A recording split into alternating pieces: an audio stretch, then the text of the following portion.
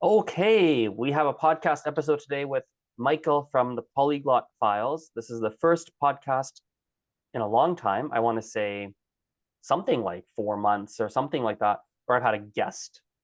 So let's just call this let's just call this episode, I think 31 or something like that, of Multilingual Friends podcast. Like, we don't know this. I have a mini series on a podcast where I just have friends that happen to speak languages, and we just talk about literally anything. It could be languages. It's just a chance for us to get together and just like chill, and people get to listen to what we talk about. Yeah, So, awesome. hello. So I guess this Hello, is the Multilingual Friends podcast. Hello, how are you? I'm good. How are you? Excellent. People don't know who you are. Why don't you introduce yourself? My name is Michael. I'm a language learner. I'm a teacher. I'm a writer. I write a Hmm. YouTube channel called the Polyglot Files, and most recently, I've branched out that YouTube channel, and I'm joining the cool kids on TikTok these days, Ooh. and trying to create something that is on all different platforms because I love to sort of talk about languages, linguistics. But yeah, that's I guess me in the most ineloquent way to introduce myself. Did you say you're a writer? Yeah, I wrote a lot of nonfiction for a long time. I worked with a Okay. company called Fluent U. You might have heard Oh, about yeah, yeah, them. yeah. Yep. I wrote a lot of content for their blogs about learning different languages like French, German, Italian. And I also do fiction writing. I had a book published back when I was 18, like 15 years ago now. I would prefer that nobody go to find that book because it was definitely an 18-year-old trying to write a novel. I still like to dabble in writing from time to time, but I don't, I'm not dedicating myself to writing Hmm. fiction the way that I was in my teen years. Here's a fun fact. I actually teach two novel writing classes. Ah, that's really cool. Yeah, it's Maybe I'll more have like to a attend novel one. writing club, I guess you could call it. Okay. It's one group of kids. They're basically age like 13-ish, 12-ish. Hmm. They kind of depend on the age. And there's another Yeah. group, they're older group, and they're in high school. They're a bunch of high schoolers, and all of them, it's funny, they initially took, like, it was supposed to be like academic English tutoring. Hmm. And that's, I used to offer that. I don't do that anymore, but I used to, when I started my business. And so it was like kind of academic English tutoring. Then it led into like they're writing stories, but for academic purposes. Then all of them, like both groups, they're siblings actually. They are Yeah. really into writing stories. Like, we used to know the stories. Like, yeah, we can do the story. And fast forward 5 years, I've worked with them for a long time now. Yeah. Fast forward 5 years, basically they just write like 300-page, 400-page, like hundreds of pages of novels, Yeah. and we kind of write them together. We edit them. We try and brainstorm them. We're like, does that really sound good? And they write these plot twists, and it's like, Yeah. I still do it That's more for yeah. fun than, I mean, I'm paid for it obviously, but Yeah. it's part of my work, I guess. But it's just for fun, and I've known them for a long time. So, Yeah. That's really cool. Yeah, I have a USB drive on my computer that probably has like six or seven like full-length novels just drafted. I always mhm. think like, oh, I should go back to these and maybe edit them and publish them. But like, if I had like 1,000 hours in a day, maybe I would do all of these crazy ideas that I have. But Mhm. yeah, it's pretty cool. I love writing novels, and it's awesome to Are see they? that other generations love writing them as well. Yeah, it's actually quite interesting to see how much they got into it, Yeah. because they weren't writers. Like, it wasn't something that interested them. In fact, one of the groups, they didn't even want to take the English classes. Like, their parents sort Mm, of said you have to do it, and like didn't have a bad attitude about it, but it's an after yeah. school thing. Yeah. Um, and yet, like, without me pushing them into it, without me even having the aim, they just sort of fell into enjoying the process of writing, and initially stories. Yeah. The stories would get long, and they'd get into them, so they'll spend Yeah. like a year or Yeah. something on one book that's like 300 pages or whatever it is, right? Yeah. Yeah. That's awesome. And I mean, now back when I got my book published in 2015, there it wasn't very easy to publish anything. Like there wasn't as many options as there is Right. now. Like now there's self-publishing. There's I know Amazon has some sort of self-publishing service and stuff like that. So I think it's really interesting for people who are writing now. I almost wish that I was 18 again because I think I would have just published everything at the time. Hmm. I tried the whole route of like I'm going to find a literary agent and then like obviously didn't because my Yeah. book's not available. But I think it's really awesome the way that the publishing industry has sort of changed in the past 15 years, to allow those options for people who were like, I just feel like doing this, and I'm gonna put it Publish out it. there. Yeah, exactly. What did you write them in English or did you write them Yes. No, they're okay, in English. Yeah. in English? Okay. What languages do you speak actually? Oh, this Oh question is boy. always one that I think it's maybe you feel the same way, sort of, but I feel like in the language learning community and the polyglot community, to say you speak something concretely, there's a lot of expectation attached to it. So I would say I speak English natively. Okay. I have studied French to a pretty high level. I'm a French teacher, sort of, in my day job. And I have various levels of competency in languages like Italian, German, Afrikaans, Spanish. Um, I Right. dabbled in Yes. I dabbled in Russian and Danish, but I wouldn't say I speak those, other than, maybe being able to say hello or like order a coffee or something. But yeah, Got it. so I'd say that is, You've got like a handful, you got like a few languages where you're like upper beginner slash low intermediate. You got French that you yeah, speak at a high level. English is native, yeah, and then you have some that are like you dabbled, but you would never say you speak yeah. something like that. Yeah. I don't know. I feel like a polygamist when it comes to language learning. Like, I really I I I I love learning languages so much that I kind of reach the intermediate plateau, and the minute I get bored, my I wander. Like, I want to go and study something else. So I find that once I reach that sort of B2 intermediate level, my mind is kind of ready to move on. And I think I've been kind of doing the language learning thing for long enough that I'm becoming comfortable with it. Like, I'm just like, you know what? Yeah, that's just This how it is. this language is going to be B2. I might go through my phases, but I'm ready to try something That's else. interesting that B2 is where you move on. I think some people feel that. So B2, in my eyes, B2 basically is fluent, at least for what would you say? At least for conversation purposes, Yeah. talking to people, making genuine connection with people. Hmm. Not so much for, the ultimate being able to watch movies and TV shows and Yeah. just getting them and understanding. Not quite for that, but for Hmm. like anything with people in life, talking to them, For B2 sure. is more is plenty for that. Yeah. And I don't know if you agree or not, I feel that people, when they talk about the intermediate plateau, I think they mean B1. I don't think they mean B2. Mm, What do you think? maybe. I don't know. I've always thought of the intermediate plateau, again, with these labels. It's always hard Yeah, to, with speaking. What does it mean to speak? What does it mean to be intermediate? Whenever that kind of acquisition levels off, because I think there's a moment that you reach when you're learning a language where you stop learning vocabulary as quickly. You end yeah, up in the more complicated grammar topics like yep, subjunctive. Oh my God, the sure. subjunctive drives me crazy. You reach this level where you're like, okay, I'm not picking it up as quickly as I was in the beginning. Maybe I'm able to understand 80% of what I read and what I listen to. And then that last 20% really is a slog. That to me is when you kind of reach the plateau. I don't know where that corresponds on any of the scales. I feel like I'm Hmm. doing a lot of movement with my hands right now. But in my opinion, and maybe it's controversial, maybe you disagree, and that's a conversation we could have.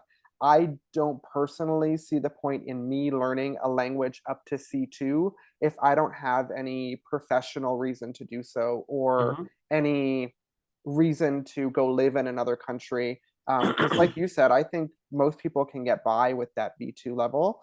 Um, and I don't know, I just don't think perfection is something that I'm wanting or willing to achieve with my languages. That's an interesting conversation. So there's a lot I can say on that. I'll try and keep Yeah. it as concise as possible. So the first thing that comes to mind is, well, let me share the languages I speak actually first. So I speak Yeah. English, French, and Spanish. Mhm. My French, I actually have DELF, a DALF rather equivalency. Okay. It's not the DALF, but it's from a French university, and Okay. that was like from 12 years ago. But my Yeah. level's the same as then, if not better. And it was Mhm. like it's actually pretty cool because it scores you on each level separately. So it gives you like, so everything was C1 to C2 depending on what you looked at. And Yeah. I've probably improved since then overall. So I would say very comfortably it's a C2 in French. My Yeah. Spanish and French are the same level. I don't have any tests for it, but I would call it the same. So it's Spanish and Hmm. French are both C2. I have Hmm. a low B2 in Mandarin. My reading and writing might be a little lower than that potentially, but I also think that's normal in Mandarin because it's a character-based language. So I think that might be normal. So low B2, let's call it. And I have Hmm. a low B2 in Gujarati as well. But that's a tougher language to really judge because Hmm. there's no resources, there's no testing, there's no. Yeah. But roughly speaking, like high B, high B1, low B2, something like that, essentially, Yeah. Yeah. something like that. And then I have Yeah. so it's Mandarin, and then I have, what am I forgetting? English, French, Spanish, Gujarati. Oh, and then English, French, Spanish, Gujarati, Mandarin. Yeah, there we go. That's five. And then I was like, am I I do forgetting the one? same No. thing. I'm like, am I missing a language? Like, is there 2 years of my life I'm blanking out on right now? And then I'm like really beginner in Ukrainian because I've just started learning it Mm. recently. And then I've dabbled in like Japanese and Korean and Arabic and other Yeah. languages that I don't Yeah. speak. I've taken like random Russian classes and but nothing Hmm. that I really speak. Yeah. Um, so well, I guess on one hand, I do have C2 languages. Hmm. So part of me obviously likes that. Yeah. But at the same time, what am I trying to say? I guess I the types of things I want to be able to do would generally require me to have a C2 or a C something. That's probably Yeah. the best way to put it. The types of things I want to be able to do require me to have a very advanced level. Like I want to be able to watch movies Hmm. and TV shows and like not struggle unduly to understand them. Yeah. Right. Or Yeah. I want people to genuinely be like, Jesus, this guy's like almost a native speaker or a native speaker. Like I Yeah. want that. And I think that requires a C something level, Yeah. And I mean, basically. I don't think that that's wrong. Like, I completely, for your journey and for what you want to do, that makes a lot of sense. Hmm. But for me, I don't necessarily want to reach that native level. You know what I Yeah, mean? Um, totally. I kind of like that people are like, wow, this guy doesn't have a near native level of fluency, Mm. but he's able Yep. to communicate his ideas. He understands what's going on. I'm not a big movie and TV show and movie person anyway. So I don't really watch them in English. I'm more of a Right. short form media kind of person. I love tumbling through YouTube in Spanish or in French or in Italian and just watching. Maybe it has to do with my attention span, which probably isn't a great thing, but I I love tumbling and finding all these different videos on different topics. And realistically, I don't need a C2 level in languages to be able to do that, right? Or Hmm. even to read books. Like, I Right. have found that, reading the average novel really only requires about a high intermediate, and then any words that I don't understand I can figure Just out look them from up context, or or that I or can figure out. look it Yeah. up, so, or I can understand the gist of what's going on just without them. Yeah, so I don't disagree with you. I just don't think it's for me, you know what I Well, I mean? just had like literally right before a podcast, I had a Yeah. conversation with someone just about that actually. So we were talking about what people value when they're learning a language. Like, what Mhm. are they looking for out of learning a language? And we Mhm. kind of put it on this like sliding scale of, and people fall in different places on the scale at different times, but it's a sliding scale of fun and progress, something like Yeah. that, Yeah. where you can care more about the fun or more about the progress, maybe both. You're kind of like a little bit of both, right? And Mhm. so if you're learning, let's say initially you're like, well, I want to have fun, but I also want to progress because you know nothing. You're like, well, I know nothing. Well, I want to have fun with this, but maybe you even find fun in the progress. So you're like hyper progress oriented because that's inherently fun. Then you're Yeah. progressing like, oh, this is so cool. I learned this new grammar point. Oh, I learned this new word. Oh, I can pronounce that letter now. It's so fun. Oh, wow, I Mhm. can actually roll my R. Wow, that's really cool. Oh, they've got whatever it is, right? Yeah, And yeah. it's like maybe you're so progress oriented and maybe that's inherently fun, but then you can start to actually navigate the language a bit. You can start to understand some TV or read some books maybe, or talk to people. So then it goes more to, well, I don't really care as much about the progress anymore. Now it's more about enjoying the language because I can enjoy the language and maybe I want to get better gradually or something. uh, Yeah. Yeah. of course, like, but basically you're more on the side of like enjoyment, which it sounds Yeah. like for you once you're at a B2 Mhm. level, roughly speaking, it's much more about let me just enjoy this language now, and it's less about Yeah. the progress of getting it to like the C's, basically. Yes, yeah. Because I mean, I commend people who have brought their language skills up to, a C2 level, especially if they have not lived in an area Mm, that speaks that yeah. language natively. That's a large amount of work. For me, it's like you said, it's balancing that. Am I still enjoying this? Am I putting a lot of pressure on myself to do this? Or Mm, maybe you may have good reasons to do so, but for me, my reasons feel shaky. You know what I mean? Like this year, I'm going to Greece in the summer. So my focus for 2025 is to learn Greek. But right. when I Okay. say learn Greek, I don't mean I'm going to learn it up to the C2 level so that I can go to Right. Greece and, talk about the intricacies of the European economy and discuss healthcare. Like Yeah. I want to be able to order something in Greek. I want to be able to converse with somebody about my family or their family, their passions, their life. Like I don't know that I need a C2 to do that. And in order to do that in the amount of time that I would want to do it, that would take so much time, energy, work. I don't believe it would be possible, frankly, but it would Yeah. Maybe not. definitely Probably take not.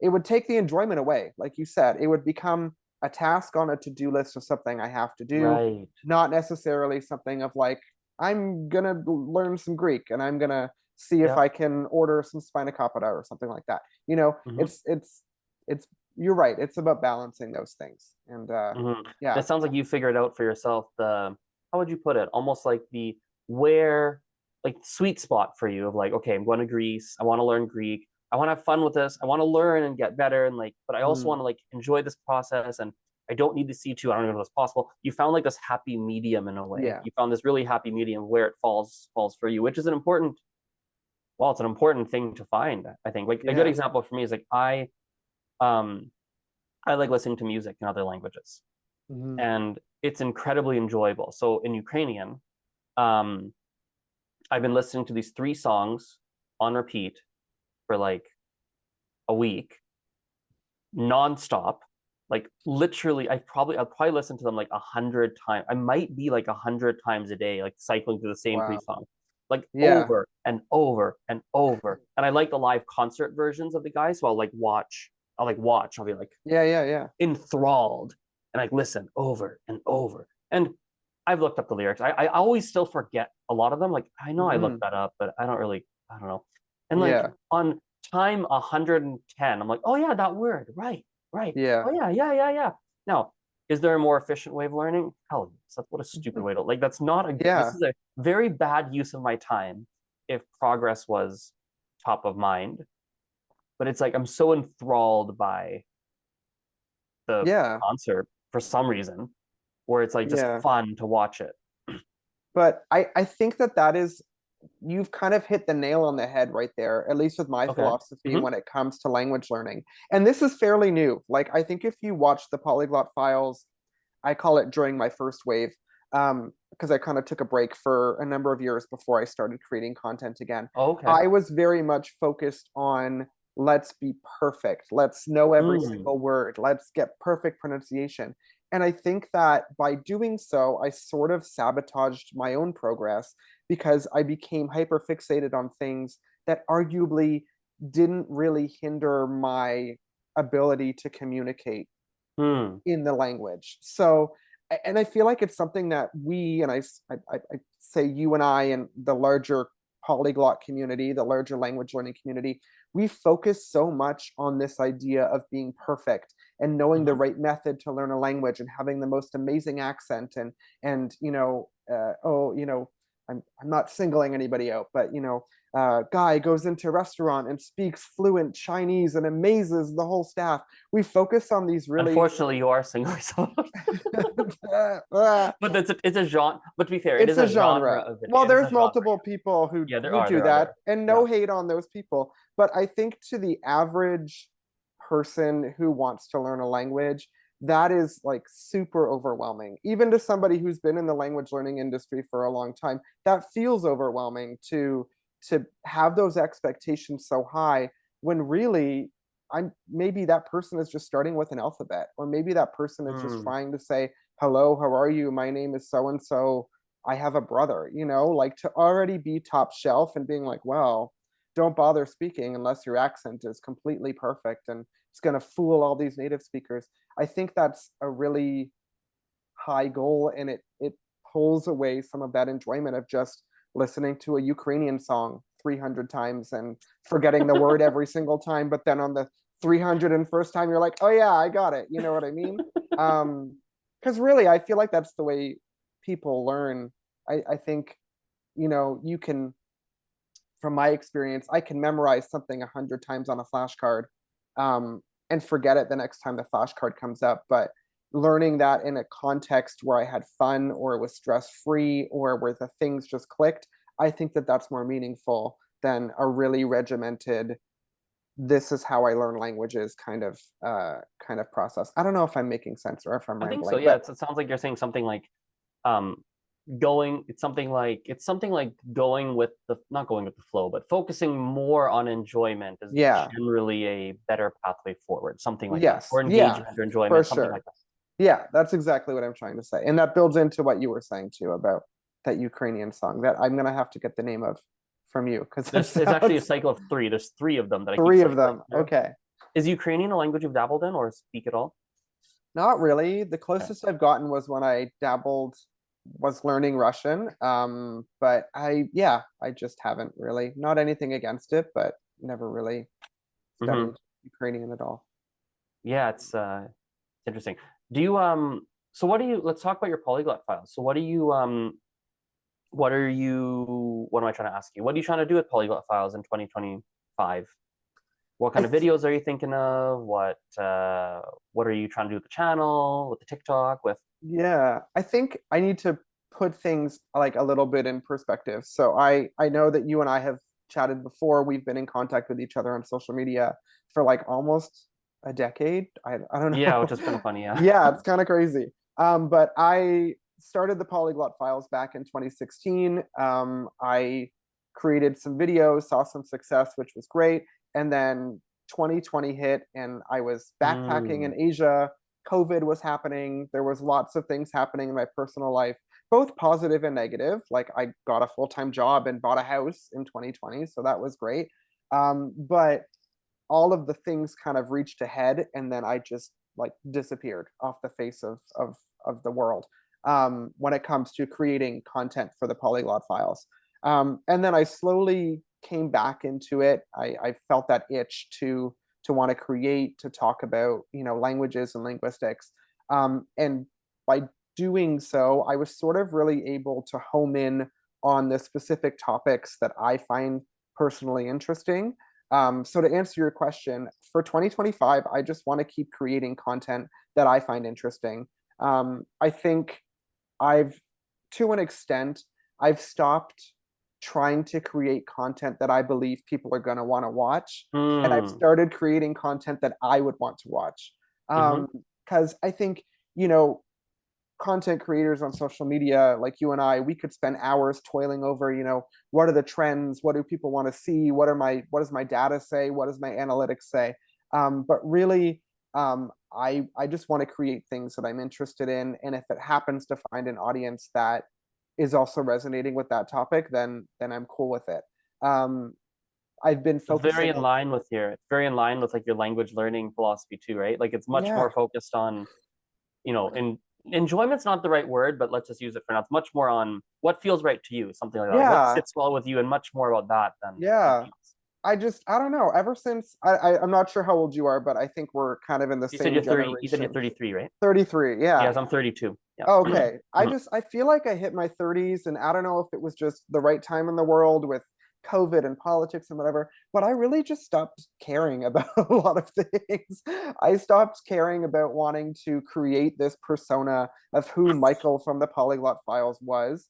Mm, And I think maybe that's why I took that break of 2.5 years, because I wanted to get back to what I really enjoyed and who I really was. And now, like, I put things out, and whether it gets 1,000 views or 30,000 views or whatever, um I'm cool with it. I'm creating something that I'm proud of and that I'm interested in. um but to answer your question, I guess for 2025, I sort of have rough plans to do some videos around ancient languages. I find historical linguistics really mm. interesting.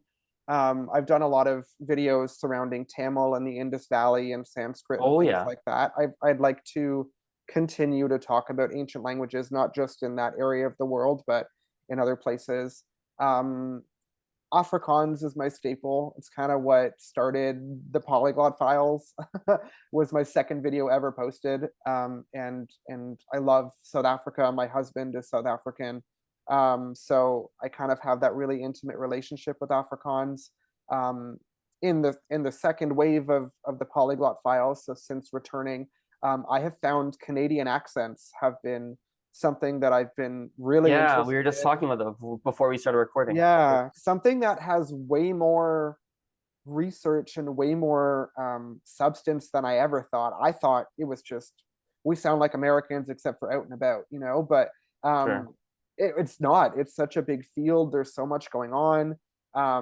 So I've really been delving into that on TikTok in particular. And that's been Hmm. resonating with a lot of people. A lot of Canadians, and I say this with love as a Canadian, a lot of Canadians are really touchy about the accent. It seems to get a lot of Really? reaction out of people. Yeah, they don't.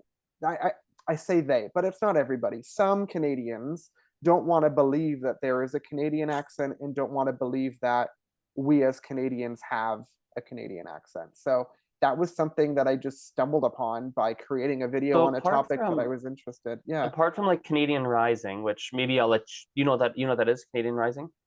Canadian raising or Rising, Canadian sorry, Rise. rise? Oh my God, sorry. Well, What no, am I because saying? there's two different Oh, things. are So there you're not different? Oh, maybe wrong. you can Yeah. actually help me then. Actually, maybe you can actually help me with. So what I'm talking about is like for example, like the ow vowel becoming an o. Yes. Is that rising or raising? That's raising. Canadian Oh, is there raising Canadian affects rising too? the Canadian rise is has to do with intonation in a sentence. So I just did Oh, it interesting. actually. I like literally just did it. So when Canadians say a sentence, they tend to take the end of the sentence and the intonation rises a little bit. I did it again. I'm not even doing it on purpose. It's a Canadian thing that we all do. If you Google it, Oh, you look on TikTok, there's been a lot of flurry of activity about it. But so that's the Canadian rise, which is more intonation. And Canadian raising is the vowels that you were talking about. oh, I didn't know about the Canadian rising. I only knew what the Canadian. Which one Raising. did I say? Raising. There we go. Yeah, yeah. So there's that. Oh. Canadian raising is it. I like to say it's the feature that sort of um, brings all us Canadians together. We all do it. It doesn't Mm-hmm. matter if you're in BC or Alberta, Sure. Ontario, out east. We're doing it. Now, I Um, actually have a question for you about that. yeah, So, this is a theory that I have. This is just based on my personal experience of talking to Canadians in different parts of Canada. So maybe there's something to this, or it's just something I've noticed that have noticed a pattern that is wrong. So, with the Canadian raisings with the vowels, hold on, for yes, people listening, you don't know what this is. Basically, in Canada, we have two vowel sounds that we will, we, in very simplistic layman's terms, there's two vowel sounds we tend to pronounce a little bit differently. Just yeah, very, very simple. yeah, Ow becomes O, I becomes I. That's a yeah. very simplistic way to look at it. So, That's good. um, for that one aspect of Canadian accent, is it true that the further east you go, the more prevalent that is? Yes, but that doesn't mean that it doesn't exist out west. Yes, I So agree. I agree. I yeah, agree. But is it true that the further east you go, because you can, I mean, for example, people in Ontario, I can frequently tell if someone's from Ontario. yeah, Like not always, but like or like especially yeah, frequently I'll be like, so you're from Ontario, right? Like it's yeah, pretty because they do the Canadian raising, sorry, Canadian yes, raising. They do that more often than the typical Calgarian I would hear. So if they're in yeah, Calgary, it's like, or if I'm yeah. in Ontario, it's like I can tell that you guys are Ontarians. Ontario. Ontarians. Yeah, I can Yeah. tell you're Ontarians. I can tell when I'm there, especially in Toronto area, especially. Hmm. Maritimes is a separate story. You start Yeah. getting it's a little bit different, but and there it's is it am I right in saying that's a different that's an even more it's not a pronounced accent, but is an even more pronounced accent, let's say? Yeah. Well, I think, and I could be paraphrasing the study wrong that I read, but it the intensity of the raising is higher in the east. So even though it's still happening in Western Canada, it's not as you would say pronounced. It's not as intense. That doesn't mean it doesn't happen, but it's still you are right that it is more concentrated eastward. So otherwise said, citizens of Western Canada still do Canadian raising. It just may not be as high of a raise as it would be for somebody in Ontario or somebody in the Maritimes. But as you were speaking, like it sort of lines up with this whole epiphany that I had when I first started making videos about the Canadian accent. It's that there isn't just one Canadian accent. There are different Mm-hmm. accents depending on the province you're from, depending on whether you're rural or urban, depending on whether you're Eastern or Western Canada Right. or Central Canada. It's a really interesting topic. And How even, many accents roughly are there in Canada? I mean, yeah, how many are there based on what you've learned so far? I mean, there seems to be, from what I've discovered so far, let's see if I can count them. There is a Western Canadian sort of concentrated in BC, sorry, concentrated in urban centers in BC and Alberta. Okay. There is a rural sort of prairie accent. There is a Northern Ontario, rural Ontario accent. There is Hmm. more of an urban Ontario accent. There is a English Quebec accent. Obviously, there's a Right. French accent, but we're not going to Yeah. talk about the French accent. There's the Maritime accent, and then there is the Indigenous Canadian accent. There's probably some that I'm missing, but those seem to be What the about big like I think you ones. missed a Newfie accent in there. Yep, sorry, there's Newfie in there too. There's also small pockets of accents as well. So, like Hmm. in Ontario, we have a large Italian community in a place called Vaughan and a place called Right. Woodbridge. So Yeah. there's sort of like, I don't even know if it's a dialect. It's like a sociolect between Hmm. people of that ethnicity. So if you call that an accent, that's an accent. There's a similar Italian community in Montreal. They also have their own distinct accent. There's, I would say, dozens if I had to guess. Right. But the thing with all things Canadian, there's little to no research on any of these things. Huh. And, research that does get released, not that it's not accepted, but a lot of Canadians don't think about the way that they speak, maybe the way that we do as people who are, into linguistics and language learning. So these ideas don't really get perpetuated. They don't really make it to the mainstream of like, hey, there's an accent that exists for Western Canadians that is different from Eastern Canadians. Yeah. Well, I mean, oh yeah, a few things pop into mind. So the first thing that Yeah. pops into mind is as you listed off those accents, some of them are more obvious, like the Quebec English accent. Like a lot of us have heard that, and we can go, oh yeah, yeah, that. But even some of the more, I would say, quote unquote obscure ones, I've unconsciously noticed it, but I didn't have words for it till now. So like the rural prairie accent, I know some Yeah. people that are from rural prairies. I'm like, yeah, like when I talk to them, there's a part of me that realizes they're when they say I'm from Tabor or whatever, which is Mhm. like in Alberta, it's like Tabor corn. Like I'm from like Okay. Tabor. I'm from like whatever small insert small town here. I'm like, Yeah. oh, like it's not a surprise at all. It's like, oh yeah, Yeah. I kind of already figured, right? Or if you said like the urban centers in kind of Alberta, BC, like yes, that's exactly right. Versus the urban centers in Ontario, for example. Mhm. Yes, that's why when I go to Ontario, there are people who, not everyone, it's not like everyone's like, where are you from? But Yeah. there are people, it's a pretty common occurrence where I'll say, Mhm. we're talking, so, where are you from? Grew up here? No, no, I'm from Calgary. Oh, yeah, yeah, kind of makes sense. They say that. Yeah. And I'm Yeah. like, yeah, I can tell too. I can tell we're slightly off. Yeah. Yeah. Just Well, a I mean, touch. as I'm listening to you speak, one of the things that I hear in your speech was what kind of like threw me for a like there's something going on in Western Canada. So I have really good family friends of mine. I regard her as like an aunt, even though she's not really blood Mhm. related to me. She's my mom's best friend.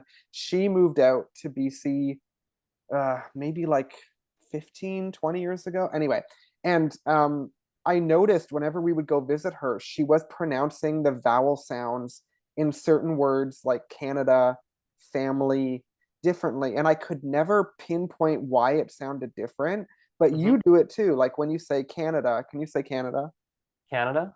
Canada? Wait, how do I say Canada? Yeah, Canada. There we go. there it Canada. is. Your first vowel, mine becomes nasalized. Like I say Canada, it like raises, Yeah. And but what's yours is yes. very flat.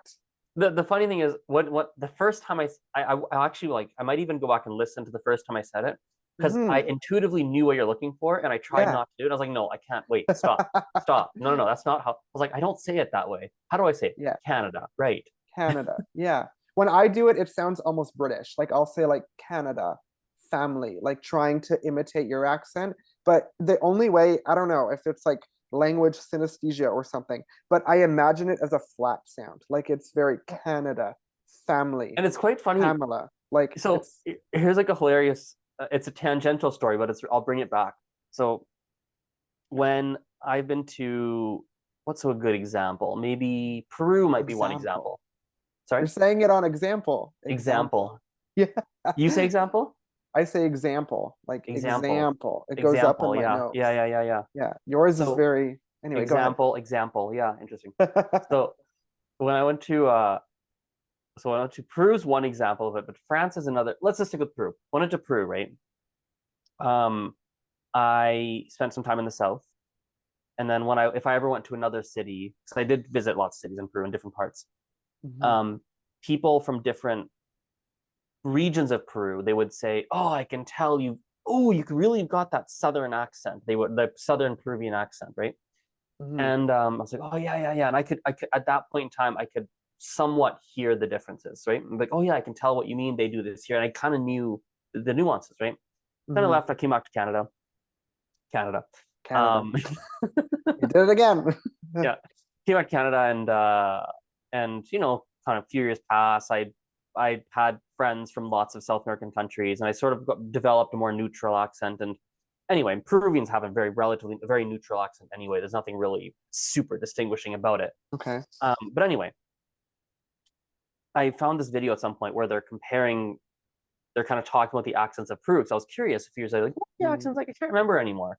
And I'm like watching, I was like, some of them I can hear a difference, but boy, they're so close. And then Mhm. and it makes me think of this whole Canadian thing where some of the accents they really are different.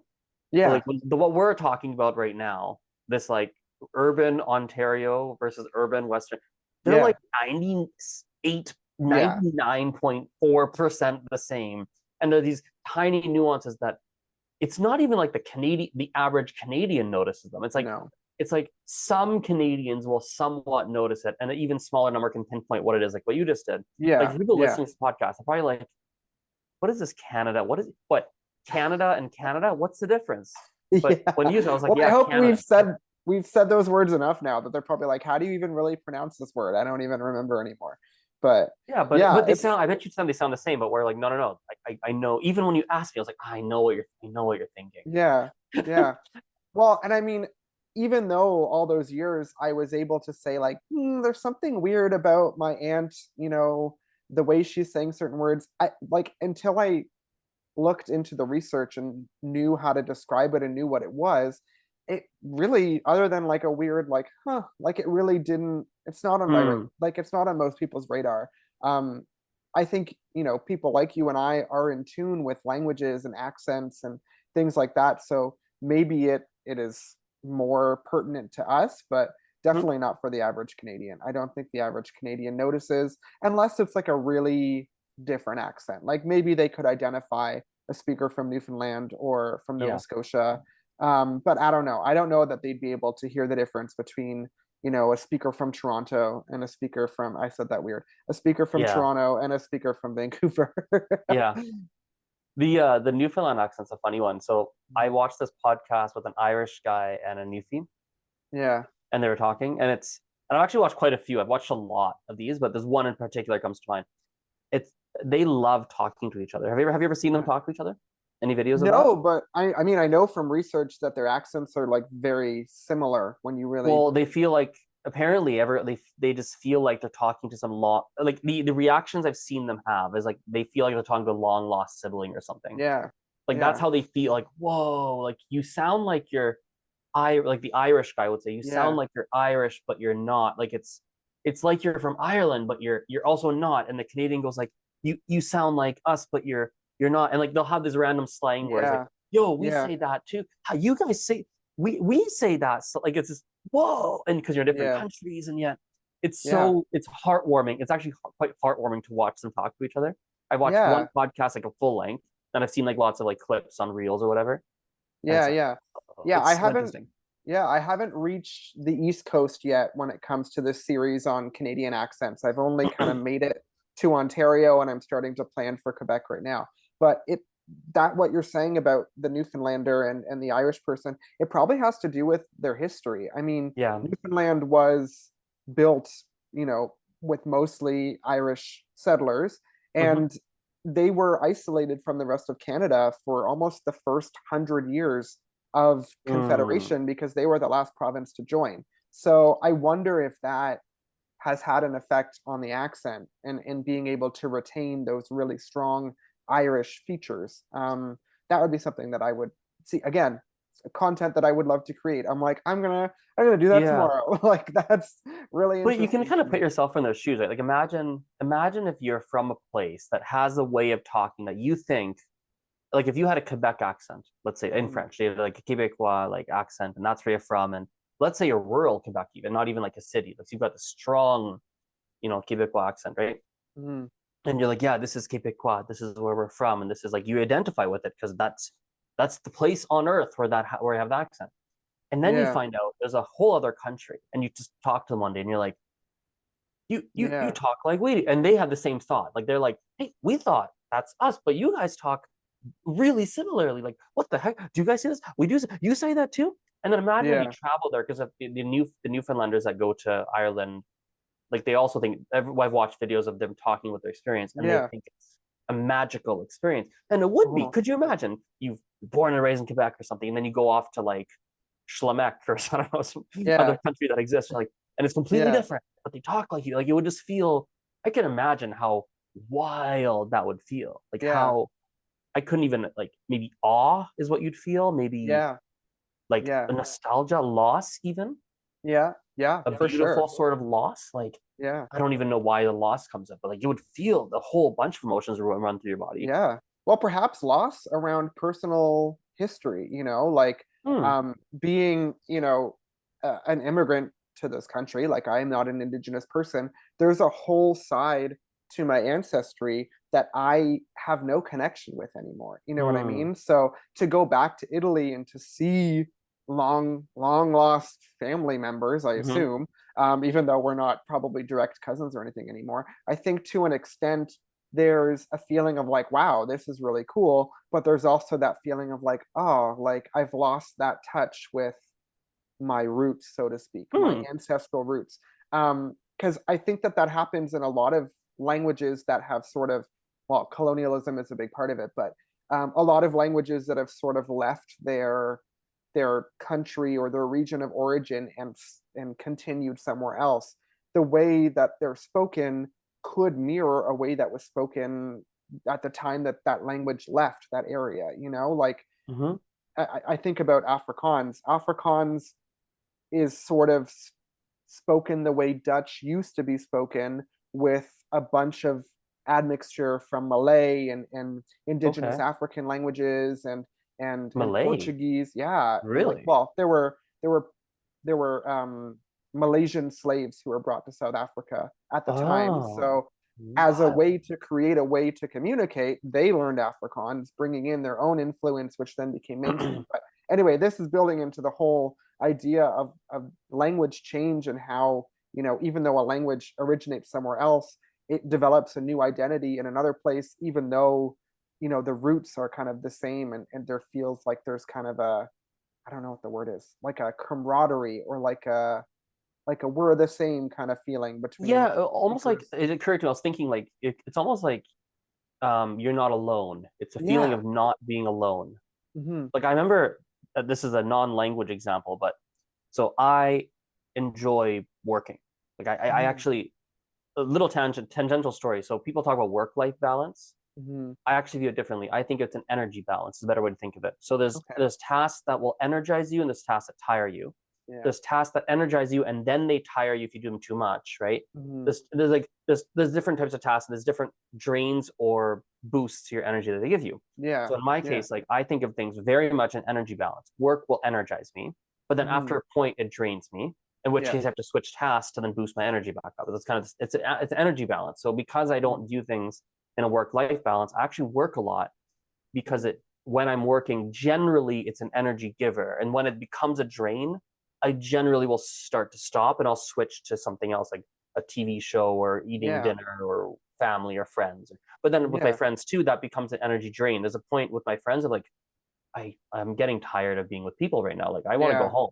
Then I'll go Yeah. home. It's like, I want to like get my laptop on and work. So anyway, Yeah. so that's a unique personality type. And I kind of thought people aren't like this. And I remember with like easy languages, like easy French, Yeah. easy German. So I used to Yeah. do the easy English videos Oh, cool. for I didn't like a know that. year-ish. And I did like a Yeah. couple easy Gujarati videos too. Hmm. Um, Cool. and so they had a conference in Germany. And I went to Germany and it was kind of with these Mm. guys that all together. And what blew like I remember the feeling I had when I was with them of because these guys also like to work.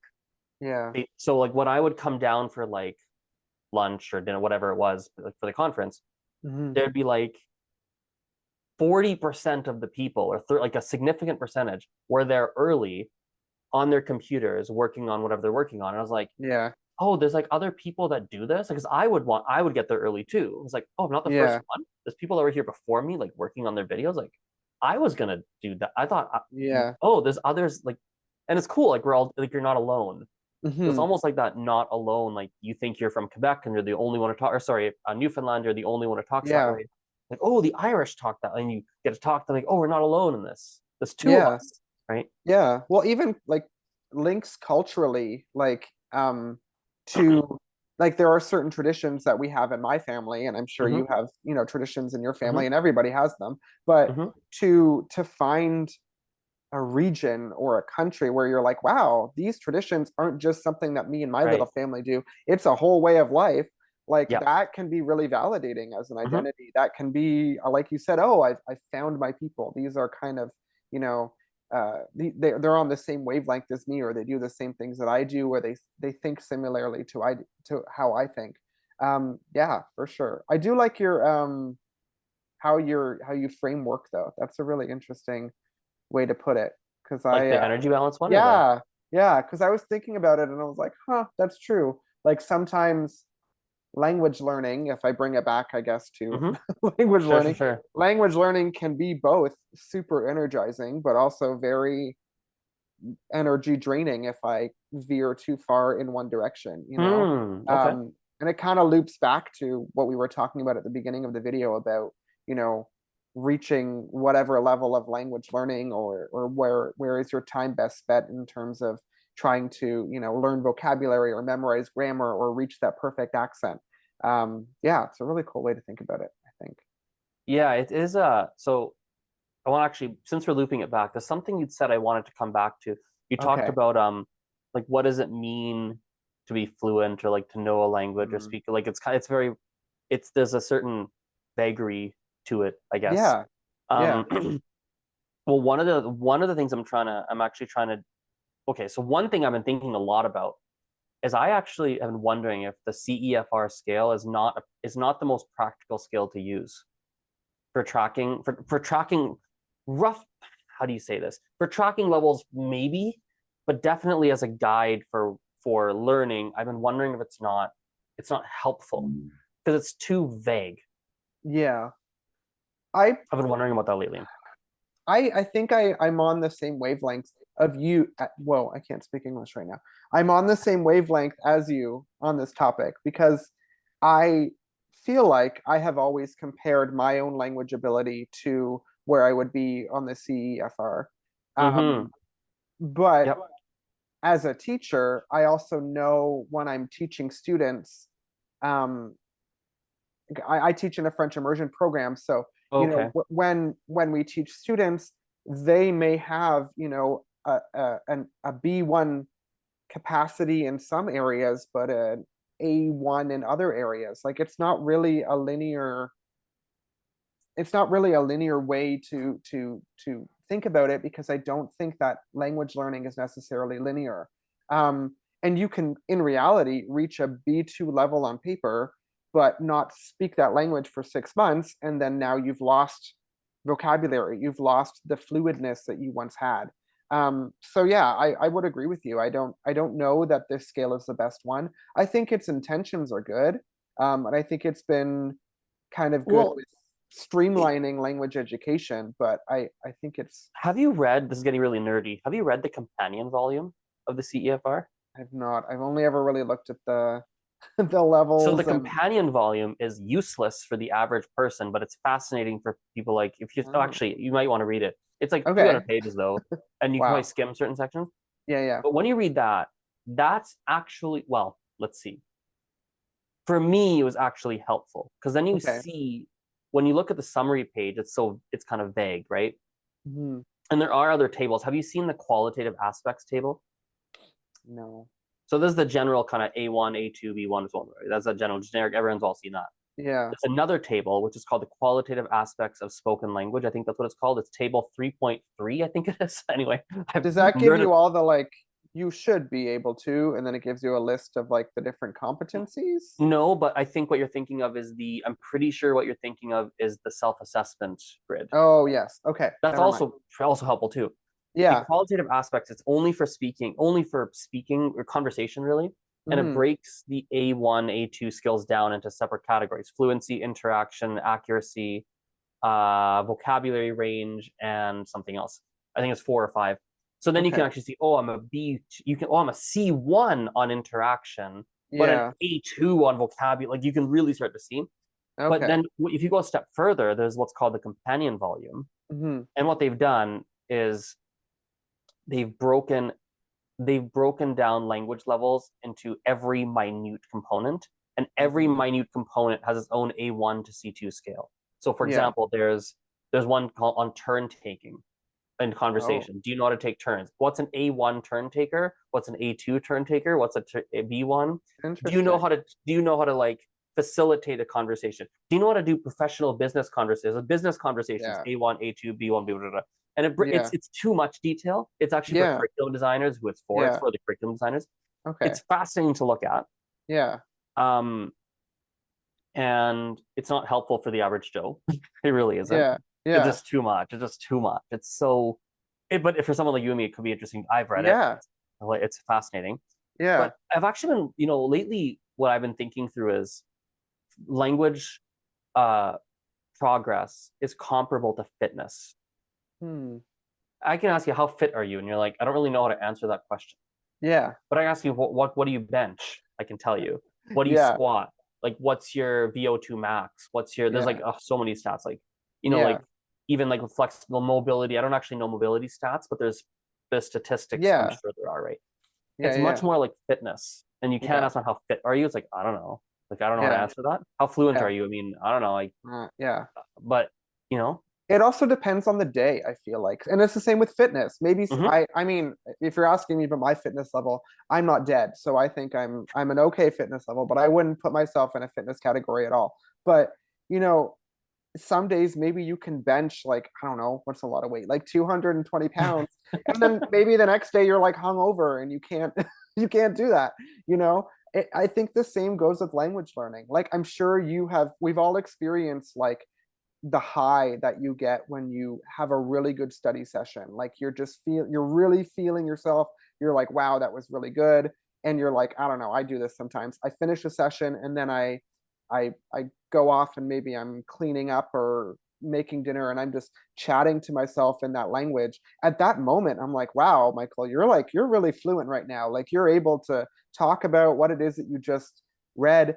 And then there are other times where, and this happens often at parties, like somebody will uh, stumble upon the Polyglot Files online and say, oh my God, I saw you online, like say something in Spanish. And I'm like, hola, you know what I mean? And then in that moment, you feel like an A1 speaker. Like it, Mm-hmm. I think those competencies that you mentioned for fitness, those types, I don't know if competency is the right word, but Yeah, I know what you those mean. Yeah, those benchmarks or yeah, something. Yeah. those benchmarks I think are better to sort of gauge where somebody is or where we are as learners than these vague kind of like, oh, I'm an A1 or I'm Yeah. I'm fluent or I'm conversational. Like what does that Yeah. even mean, Well, I've been trying to actually define that in like very Yeah. concrete. I've been trying to define that in concrete terms. Like for beginners, like on the conversation side, I've actually got metrics I think are way more practically useful Yeah. for the average Joe. Yeah. And like they just kind of work. Like it's really Yeah. cut and dry. So for example, Yeah. for beginners, you got to look at how many minutes can you hold a conversation. Yeah. And I would only do it on four. There's only four topics that matter. Your Yeah. background. There's only four things to talk about. Like in most, at least for beginners. For intermediate, it can start to change a bit, but for beginners at least, there's only four Yeah. things to talk about: your background, hobbies slash sorry, your background, your hobbies, your work slash education, and then Mm-hmm. the biggest one once you know someone is your day-to-day life. You Yeah. complained about your boss, you got promoted, you had Mm-hmm. this great restaurant, you went to a great restaurant last week, like your daily kind of stuff you're up to. That's kind of like Yeah. the fourth one. There's four categories. So you say, okay, Yeah. provided you stay in those four categories and it's a one-on-one conversation, how many minutes can you talk for? And you average it out, right? You don't Yeah. go one day it's only four, whatever. And that's Yeah. a really, it's a rough measure, but boy, it's Yeah. a very simple measure for beginners to use. Be like, oh, well, Yeah. I can't even hold a minute because I don't know anything. Okay, cool. I can probably Yeah. talk for 5 or 10 minutes. Yeah, okay. And then Yeah. after about 40 minutes, it stops becoming useful. If you can have a 40-minute conversation, it probably means you can talk for like 3 hours, Yeah. Yeah. For probably, sure. right? Yeah. But like after 40, I find it stops becoming as useful. But up to like 40 minutes, which is like an intermediate level, Yeah. basically, you can Mm-hmm. just track how many minutes can you hold a conversation and act like a human being where it's like somewhat free flowing. They understand what you Mm-hmm. said. Yeah, there's mistakes, but it's a very simple metric Yeah. to Yeah. track how fluent are you conversationally, of course.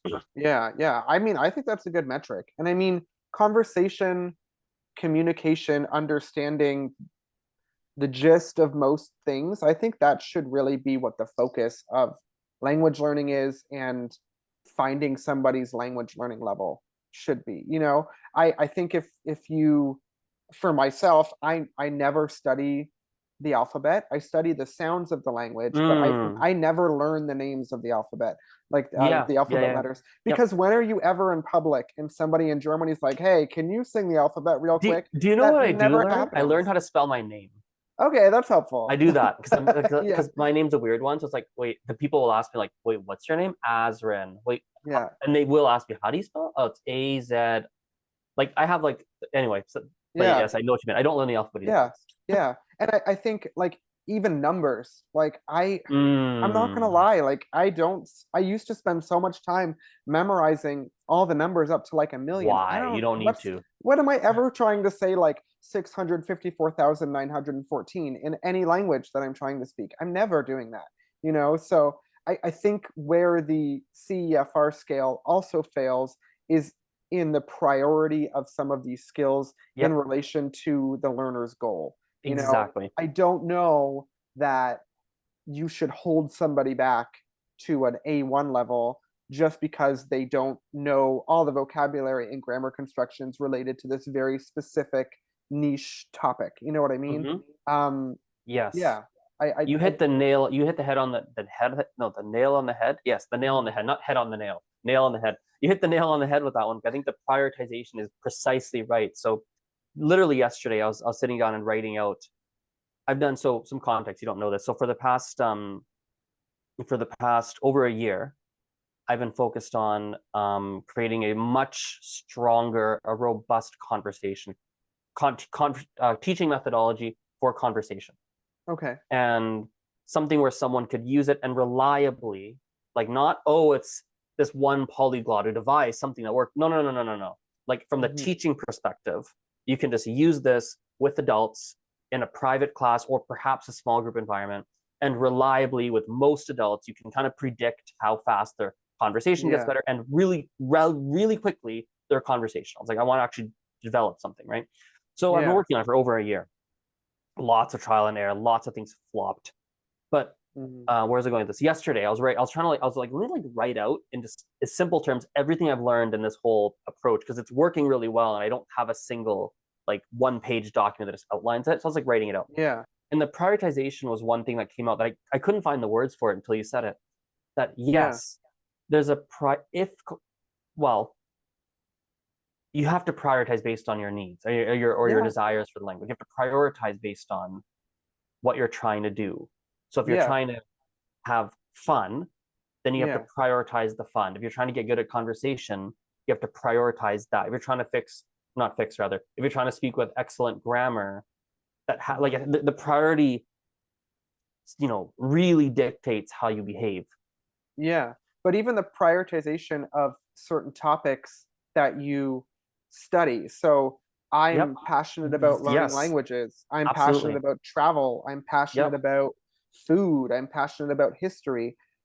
I might learn more vocabulary in those fields because that's the kind of content that I would gravitate toward and want to talk about when I'm learning a language. Whereas if you decided, okay, let's have a Spanish conversation about banking or the economy, I would be like an A1 because I'm like, I don't know any words about the economy. But if you were to talk to me about travel or talk to me about, I don't know, I feel like I'm saying the same topics over and over again. Yeah, Something I that I'm understand. Yeah. interested in, my level becomes higher because Well, I've your spent English more will be the time. same thing, I'm sure. In English, Yeah, if you talk about banking in English, you don't have much yeah. to say. Yeah, but that's where I feel the CEFR fails because it doesn't look at those nuances between speakers and say that, hey, Michael Cristiano from the Polyglot Files would never find himself in a situation where he needs to take out a mortgage in Latin America because he's not moving to Latin America. You know what I mean? But if you evaluated him on the scale of being able to talk about, topics that he would most find himself in, you would find his level is higher. Yep. Obviously, this kind of falls flat if we're looking at it, from the standpoint of the CEFR is a tool that governments can use to make sure that incoming Yep. citizens have a Yep. high enough level to get Yep. by. But for the average day-to-day learner Exactly. like you and I don't know that that's useful. Bingo. That's precise. I think it's precisely right for like the immigration purposes for stuff like that. Yeah, Yeah, that you actually need that exact. That's probably precisely right. sure. Yeah, it's precisely right for that, but we're using it for some. Yes, that's right. We're not Yeah, using it for what it's designed for. yeah, It's funny. You're talking about topics. Steve Kaufman is, I'm assuming, like the yes, yeah. yeah, So yeah. I don't know if you saw, he learned like his whole Turkish learning journey recently. Did you see that? No, I haven't been good with keeping up with That's okay. what's been going on. So I only recently was watching. So I kind of anyway. He did it a while ago. I'd only recently heard of it. So he Mhm. went to Turkey. He had a whole trip to Turkey, and he wanted to learn Cool. Turkish before he went. And he kind of documented his whole process of learning it, and this, that, the other thing. And um, so anyway, and so I watched this one video. It was like I think it was directly after his Turkey trip, and he's like, "Hey, so here's how it went. I went to Turkey. Here's the summary of how I learned." Blah, blah, blah, blah, blah. And it's funny because he has clips of him talking to people and clips of some of his lessons that he had, and you can kind of see. And it Mhm. was so hilarious because I had a thought. The first thought that occurred to me, um, so my first thought was, who would want to talk about the Ottoman Empire? Like the stuff he's talking about, the stuff he learned, and the vocabulary he's using, and like the Yeah, topics of conversation. Like I was like, what? Who would ever want to do? What kind of method did you use? Like that was my first thought, right? yeah, So history, and I was like, my first thought was like, what the heck? What's wrong yeah, with you, dude? And then my yeah, second thought was like, oh, he cares. yeah. I don't care. Mhm. But oh, right. Yeah, He learned the language through the stuff that he wants to be able to talk about. Because yeah, that's not at all what I would ever yeah, go about to learn. I would never, like, yeah, no. I mean, yeah. no. Yeah, but then my suggestion would be like in a hypothetical world where you wanted to speak to Steve Kaufman and he only wanted to talk about the Ottoman Empire, do you have the language skills as a Turkish learner to be Right. able to navigate that conversation even if you don't know every single word he's saying? Yep, To me, I absolutely. think that that's more important than you sitting down and saying, oh, well, hypothetically, somebody might talk to me about the Ottoman Empire. So I'm going to memorize a word list of 1,000 words that I may Well, never use exactly. on Yep. the chance that it happens. Well, one of the things that actually, so with any interim, so in this on the conversation curriculum that or teaching methodology is a better word, the teaching methodology that I've been developing for the intermediate learners, if they already have a reasonably good intermediate level, let's say something between a B1 and a B2, something in Mm-hmm. that, or sometimes even in the C's, but they come across as a B, which is always very Mm-hmm. interesting, like just the way Yeah. they carry themselves. Yeah. Well, there's one lady in particular comes to mind who actually has a higher level of French than I do. I genuinely think she does, but you would not think it. And Mm-hmm. she's like, I wish like if someone talked to me, I could just like talk about any topic that could possibly come up. And I Mm-hmm. was like, in my mind, I was like, you can, like, you have, I know her relatively well. I was like, you could do this. And like, Mm-hmm. and so she might actually listen, she might be listening to the podcast actually. I think she actually does. So she might even hear this. So hello. Hello. Yeah. Right. I was like, I think you can, right? I really think you could. She's like, no, I fumble on my words. I can't find it in my head.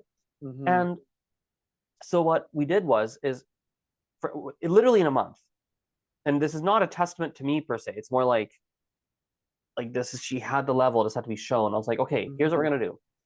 Let's learn how to talk about stuff. Like, let's break down how people talk about things, not what they say. Like, what's the framework that we're unconsciously following when we Yeah. find words to say? What Mm-hmm. framework are we following? Well, here's some frameworks. Okay, let's practice them. I'm gonna get a list. I have 100. I like a list of like 100 topics. We didn't do all of Mm-hmm. them, and they're Uh-huh. like serious ones, like politics, to Yeah. like, so pineapples on pizza. What are you saying? Like literally Yeah. like the whole spectrum. And I'd Yeah. ask her, we'd have a conversation, and we'd switch topics. I was Yeah. like, let's see if you can do it, and she did. I was like, great. So we've really gone through all sorts of topics, and like Yeah. we've been able to hold conversations on all of them, and it's been smooth the whole time. Looks like you can do Mm-hmm. it. She's like, well, yeah, I guess it looks like I can do it. Like, huh? Yeah. And it's not a. This one I've been trying to articulate this for months, and I can't find the words, but it's not like people think that the problem is something to do with vocabulary or grammar, like a language problem. It's Mm-hmm. not really a language problem. It's something like a, well, it's not a language, it's a psychological problem. That's not the right Yeah. word for it, but I wonder if it's sort of like a problem solving problem. Like when you reach that moment in a, even it happens in my native language. When you reach that moment in a conversation where you're like, oh, there's this perfect word that is describing what I'm trying to say, but I can't access it. I know I've heard mhm, it, I know I've said it, I know I've mhm. read it, but I can't bring it forward. Like I wonder if that becomes part of it too, because when you're learning a language, at least the way I learn it through mostly, a balance of textbook structured learning and comprehensible input, you are exposed to so much that you know it. It's just not top of mind, right? And Yeah. Hmm. I wonder if it's even memory. Like our mind is constantly, and I don't know, maybe I'm just thinking about this too much of like Inside Out with that movie with all the different emotions, but our mind is like this vast library of everything you've ever heard, everything you've ever been told, and eventually for our own sanity, if you knew everything all the time, I think you would literally go crazy. Our mind is flushing things that it deems not Yep. important, right? So if you've only encountered a word once because you were having a very Mm. specific conversation about the Ottoman Empire, then your brain is like, well, that's not important because you haven't thought about it again, or you haven't talked about it again. So we're going to flush it. So I wonder if that becomes part of it too. It's that it's like those words aren't immediately available in your long to medium term memory. Yeah. It's sort of been pushed back into your subconscious, and then it feels like, oh, I don't know enough about this topic. I don't feel like I can Right. have a good conversation about it. I think there's partially it's that knowledge piece. Something occurred to me while you're talking too. I've been thinking about this. Um, so in our first language, most people have an unconscious idea of social skills. Mm. We've unconscious, or even like not even social skills, communications, social and communication skills. Like if Mm-hmm. you know unconsciously that if I can't find the exact word, I'm going to use an approximate word. Yeah. You're not going to sit there and go, damn, I can't find the word. You're probably, most people will not sit Yeah. there for a minute thinking about the exact word. And Yeah. we do that with more unconscious. We don't consciously know that. We just Yeah. unconsciously go, I can't think of the word. I'm just going to say, it's something Yeah. like this. And then we can keep moving forward. And we don't even Yeah. think twice about it. Yeah. And then because with languages, I'm wondering now, because we're inherently more self-conscious because it's not our first language, right? Mm-hmm.